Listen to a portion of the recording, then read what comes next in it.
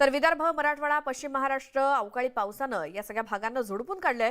अजूनही 3 दिवस अवकाळी पावसाचा इशारा हवामान विभागाने दिलाय आणि अवकाळी पावसाच्या नुकसानीचा मुद्दा विरोधी पक्षनेते अजित पवारांनी सभागृहात उचलून धरला। नुकसानीची पाहणी करून तात्काळ नुकसान भरपाई देण्याची मागणी अजित पवारांनी केली। त्यावरती मुख्यमंत्री एकनाथ शिंदेंनी उत्तर दिलं।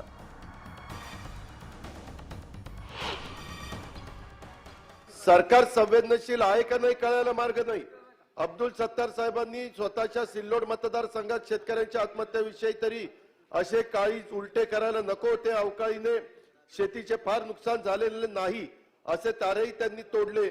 इकडे राज्याचे तत्पर मुख्यमंत्री कुणाचाही फोन उचलतात, असे व्हिडिओ फिरतात आणि त्यांच्या वाचाळ मंत्री मात्र आधार देण्याच्या ऐवजी शेतकऱ्यांची अशा प्रकारची कुशेषा करतात। अध्यक्ष महोदय, कसं चालेल? आम्ही देखील शेतकऱ्यांचा प्रतिनिधित्व करतो, आम्ही पण शेती आमचा मूळ व्यवसाय। आणि अध्यक्ष महोदय, काल अक्षरशः गालीच्या पसरावा अशा पद्धतीनं बर्फाचा थरच्या थर वेगवेगळ्या भागामध्ये पसरलेले। अध्यक्ष महोदय, आता इथं बघा, अवकाळी पावसाने गारपिटीनं महाराष्ट्रातील अनेक जिल्ह्यात गहू, हरभरा, पालेभाज्या आणि फळ पिकांची वाट लागली। अजून आठवडाभर कुठं ना कुठं पाऊस पडण्याची, गारपीट होण्याची शक्यता आहे। अध्यक्ष महोदय, सरकारने तातडीनं पंचनामे करून मदत केली पाहिजे। हातातोंडाशी आलेलं पीक जर शेतकऱ्यांचं गेलं तर शेतकऱ्यांनी न्याय मागायचा कुणाला? शेतकऱ्यांनी पाहायचं कुणाला? मी नांदेडच्या कलेक्टरशी स्वतः बोललो रात्री। नांदेडचा कलेक्टर आता स्वतः अर्धापूरला आणि मुदखेडला स्वतः गेले, ते तिथे पंचनामे सुरू आहेत। नाशिक कलेक्टरशी मी बोललोय, तिथले पंचनामे सुरू आहेत आणि त्याचाही अहवाल ते पाठवतात। त्यामुळे शेतकऱ्यांच्या या अतिवृष्टीमुळे जे झालेलं नुकसान, आता मधल्या गेल्या आठवड्यात झालेलं नुकसान, त्याचेही पंचनामे या ठिकाणी जवळपास पूर्ण झालेले आहेत।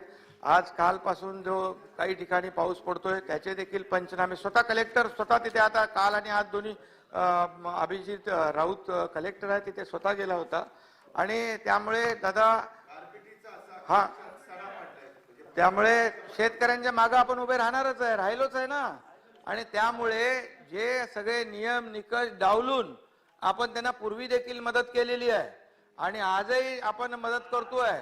त्यामुळे बिलकुल काळजी करू नका, शेतकऱ्याला हे सरकार वाऱ्यावर सोडणार नाही।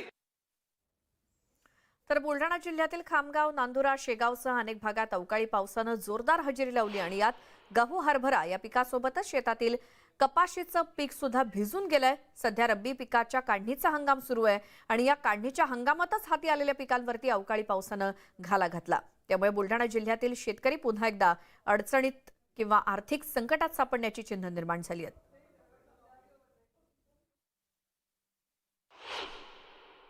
कापूस असेल, त्याचबरोबर गहू असेल, हरभरा असेल, मका असेल, या पिकाचं अतोनात असं नुकसान झालेलं आहे।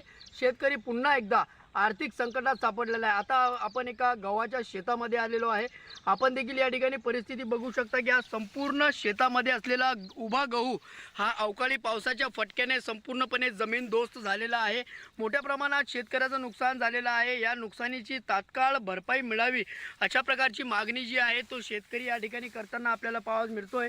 गेल्या 3 ते 4 दिवसापासून अवकाळी पावसाने बुलढाणा जिल्ह्यामध्ये हजेरी लावलेली आहे आणि त्या माध्यमातूनच जर का आपण बघितलं तर या ठिकाणी शेतकरी आता मोठ्या प्रमाणात आर्थिक संकटात सापडला आहे।